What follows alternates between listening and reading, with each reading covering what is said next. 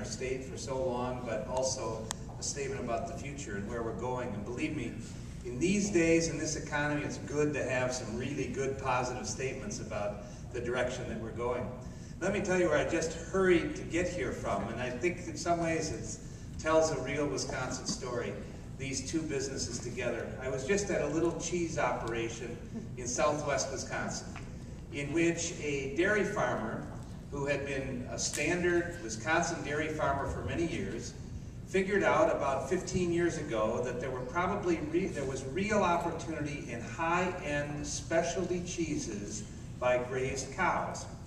And so this dairy farmer jumped out of the airplane, took the chance, and started grazing his cows and set up a little cheese operation, making the absolute top quality cheeses sold at the highest prices. And he worked at it and got it just right. It's modeled after French cheeses made in the French Alps.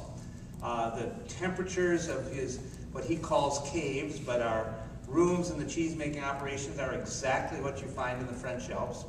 And he has created a cheese that has recently received the #1 award of 400 specialty cheeses, and he is now employing, nothing like Lancaster Chevrolet, but he's employing 10 to 12 people, his own marketing operation, and has created a really good business. I hurried from there to make sure that I came here, in which that same story is really told, but on a significantly larger scale, in which a very visionary individual who was willing to take the risks and was willing to focus on absolute top quality in everything that was done, came onto a scene. And I think those of you my age remember when the sort of first major TV ads for automobiles were Jon Lancaster. My kids knew his name, and they would say it all the time because of what they, because of the advertising, how effective it was. But total commitment to customers, to quality, to absolute top products. And so as a state and as a nation, as we look to really rebuild a very, very badly harmed economy, I believe that a lot of what we have learned is that we have to get back to basics. And the basics are what were in that little cheese operation I was just at, or at Lancaster Toyota.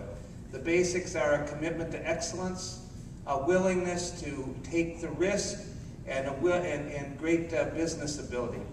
Jon has been a wonderful personal friend of mine, as I'm sure he has been to many of you in this room.